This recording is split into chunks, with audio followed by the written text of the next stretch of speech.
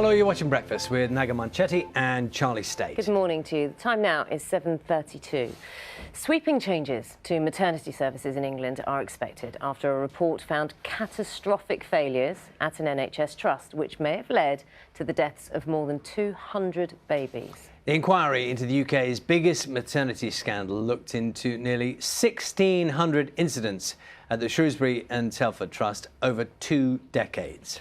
Some of the report's main findings include repeated failures in the quality of maternity care given between 2000 and 2019. 201 babies could have survived had the trust provided better care, and the deaths of 9 mothers raised significant and major concerns. The report also found that babies' deaths were often not investigated, and grieving parents were not listened to, meaning failures in care were repeated. Kaylee Griffiths is one of the parents who spearheaded a campaign which led to their inquiry. Her daughter, Pippa, died of an infection just 1 day old. That was in 2016. I think we were absolutely right to do what we did, absolutely right. And I hope that all the other families that never had the opportunity to ask questions or didn't get the answers that they should have had when they suffered their harm, I hope that they get answers and they finally understand what happened to their babies or the mothers. We'll talk now to the chair of the Independent Maternity Review and author of the report, Donna Ockenden. Donna, good morning to you. Good morning. Donna, how long did you take doing this inquiry? Was it 2 years, 3 years? In the end, it was nearly 4 years. We started right at the end of 2017, meeting the first families, and we published yesterday. So it's been a long process, with nearly 1,600 cases reviewed. And tell me, when you began this review, did you expect anything like what you uncovered? Well, interestingly, when I first came up to Shrewsbury to review the cases of what we call the original 23 families, I brought with me a hugely experienced midwife who's still on our team. And we looked at those cases and they were amongst the most serious that we'd seen in our combined careers of nearly 60 years. So we knew at the very start that the cases that had been found were really, really serious. Our sense was there would be more, but we had no way of telling how many more. And how did that process emerge then as more came through? How did that happen? So once it was known out in the local community, through the media, that this review of 23 cases had been set up, just called us, emailed us, WhatsApped us, just kept sending messages saying, am I in your 23? Am I in your 23? And there were days when we would get dozens and dozens of contacts.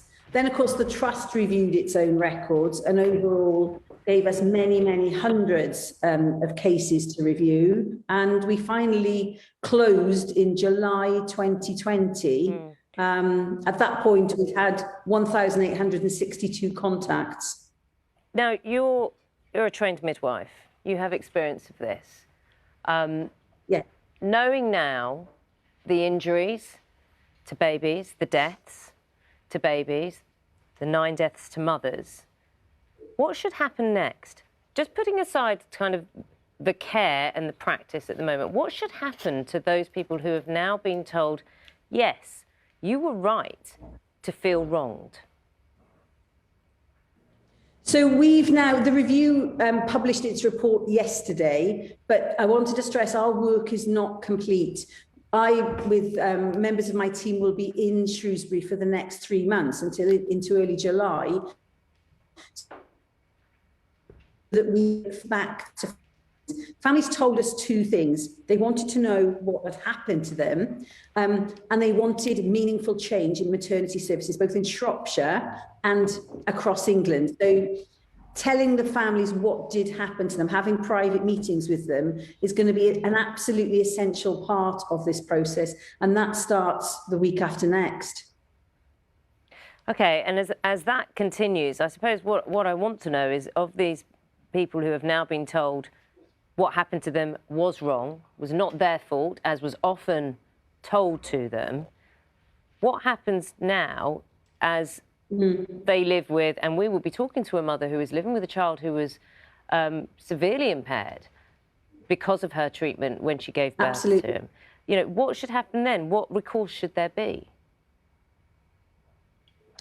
So families will need to make their own choices about their next steps. I know that many of them want a direct apology from the trust. I think that saying sorry for the harm, meaningfully saying sorry for the harm that's been caused, is going to be an important aspect for families. Some families may decide to commence litigation. That would be a decision that they would need to take. You're absolutely right to say that there are families not only living with the grief caused by the loss of their babies, but some families living in really, really complex situations with very damaged children. I think overall, for the system, we have now got to all work collectively together so that our families in Shropshire feel that what happened to them has made a difference. Did the term criminal neglect come up in any of your investigations? So you will be aware that there is a police investigation, Operation Lincoln, and I can't comment on that. What I will say is that my team were made up of more than 90 hugely experienced midwives and all kinds of doctors, and they have been shocked, saddened, distressed by the repeated nature of the harm that was caused. We arranged our report chronologically by year, and you will see, when we look at injuries caused by forceps births or unwise use of medication to speed up labours, that happened not just once or twice, it happened over the years and repeatedly. Are maternity services in England safe, in your opinion, right now? I think it is fair to say, we talk to colleagues from all over the country, and our team is made up of colleagues, from Leeds to Plymouth, right across England. I think it is fair to say that maternity services are under enormous pressure. Colleagues on the ground are really, really tired. However, the scrutiny of maternity services means that it's at the top of everyone's agenda, and funding so far, we are very pleased with, but there is much more to do. We set out, you can call it a roadmap, a blueprint, a journey towards safe care for every mother and every baby, and that has to be the next steps coming out of this review of nearly 1,600 cases across Shropshire. Donna Ockenden, author of the report into the Shropshire and Telford NHS Trust, thank you very much for joining us on Breakfast. Hello, you're watching Breakfast with Naga Manchetti and Charlie State. Good morning to you. Now, an inquiry into the UK's biggest ever maternity scandal has found babies were starved of oxygen, suffered broken bones or developed cerebral palsy as a result of traumatic births at one NHS trust. A report into the failures at Shrewsbury and Telford hospitals concludes the deaths of more than 200 babies and 9 mothers may have been avoided if better care had been provided. Well, we're joined now by Charlotte Cheshire, whose 11-year-old son Adam was left with severe health problems after he developed an infection shortly after birth. Charlotte, very good morning to you. I see you have a copy of the report right next to you on the chair there. We spoke to you yesterday morning. I can't imagine what it was like for you seeing the results of this report and knowing what you've been through. Just give me a sense of how it's been over the past 24 hours. It was hugely emotional to finally see that report, because even though it was, as you know, originally really pushed by Kaylee and Rhiannon, ultimately it's also the story of all of the families involved. And for me, as one of the original 23, I've been with this from the beginning. So it's been since, 2016, 2017 to finally come to this point. And it was both devastating and vindicating all at the same time. And if you wouldn't mind, Charlotte, just to remind us, Adam, your son, has complex needs now. He had an infection shortly after birth, and there are very profound questions you've had over many, many years about the care he received at that time.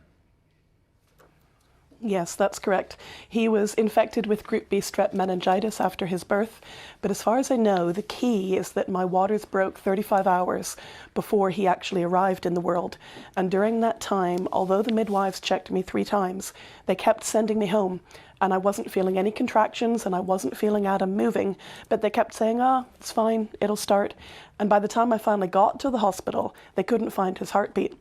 But once he was born, we honestly thought, despite the fact that I hemorrhaged, my then husband and I really thought that the worst was over, not realizing that the worst was yet to come, because the following day he ended up in neonatal intensive care, in a coma, on life support, having constant seizures, and nobody expected him to live. Now, Charlotte, there are so many alarming things about this report, but in amongst them, and I'm not sort of highlighting one above the other, is how people like you, women who are in those situations, were asking questions, were saying things to the staff who are looking after them and were being ignored. Now, that must be something that corresponds with your experience. Yeah, by the time that Adam and I were finally discharged from Shrewsbury Hospital, I was an inpatient for 18 days and he for 23 days. What they said to me is that I'm sure you're feeling quite overwhelmed at the moment, but if you ever have any questions in the future, just come back and talk to us. And that was it. So you've got a full-term baby after a healthy pregnancy that ends up in that state, and it's just, if you have some questions, come back to us. And we were overwhelmed at the time, it's true, but by the time we were able to start asking questions, it was, that's just not good enough. But we genuinely thought at that point, as so many did, that we were alone, that it was a fluke, and that if anything, because Group B strep is carried in the mother's body, that it must have been my fault. And it wasn't until much later that we started asking questions about the care from the hospital. Charlotte, I've heard one or two of the other people who've been involved with the trust who very sadly lost their babies, who've said that for the first time they're able to mourn. Which is such an awful thought that all this time has passed. It could be many, many years and they've not had that opportunity before. I mean, I know it's different for you because you have Adam, but I guess, is it a moment for you when you can at least somehow you can relax a bit, you can stop worrying about that part of it? Well, yes and no. In certain respects, it's perfectly true that you could argue I'm one of the lucky ones in the sense that I brought Adam home. But at the same time, as much as he is my beautiful boy and I love him, there's still always a grief over how could things have been different. And certainly for the first 3 years after his birth, as we continued to receive diagnosis after diagnosis after diagnosis, it was almost like being hit by multiple bereavements and multiple losses. So yes, it's perfectly true that the families whose babies tragically died have had an experience of grief. I have as well, it's just been different. But something about receiving this report, as you indicated at the beginning, it just finally feels as though we're being heard rather than just brushed under the carpet as historic or legacy cases, that what happened to us and to our children matters. Charlotte, I completely understand what you mean about a different kind of grief. That makes perfect sense. Can I just ask you about, there'll be people watching this, and you probably know anecdotally from talking to people who don't have direct contact as you have, who are worried about, their families, their wives, their sisters who are going in, are having babies now, and they're thinking, well, how can I be sure that this is not still happening?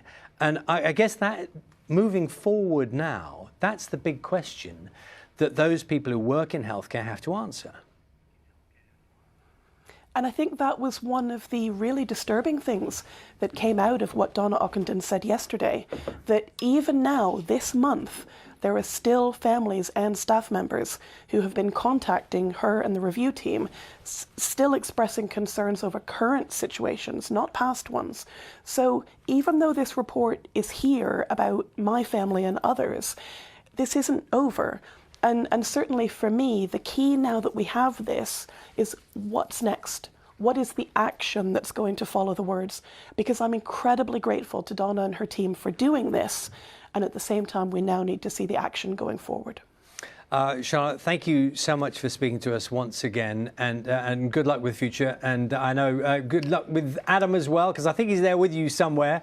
But lovely to speak to you this morning. Yes, he's just upstairs occupying himself. Okay, yes. Lovely. Thank you so much, Charlotte.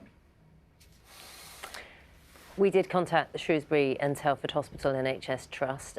It says it's not going to comment on individual cases. The Chief Executive, Louise Barnett, said, "We offer our wholehearted apologies for the pain and distress caused by our failings as a trust."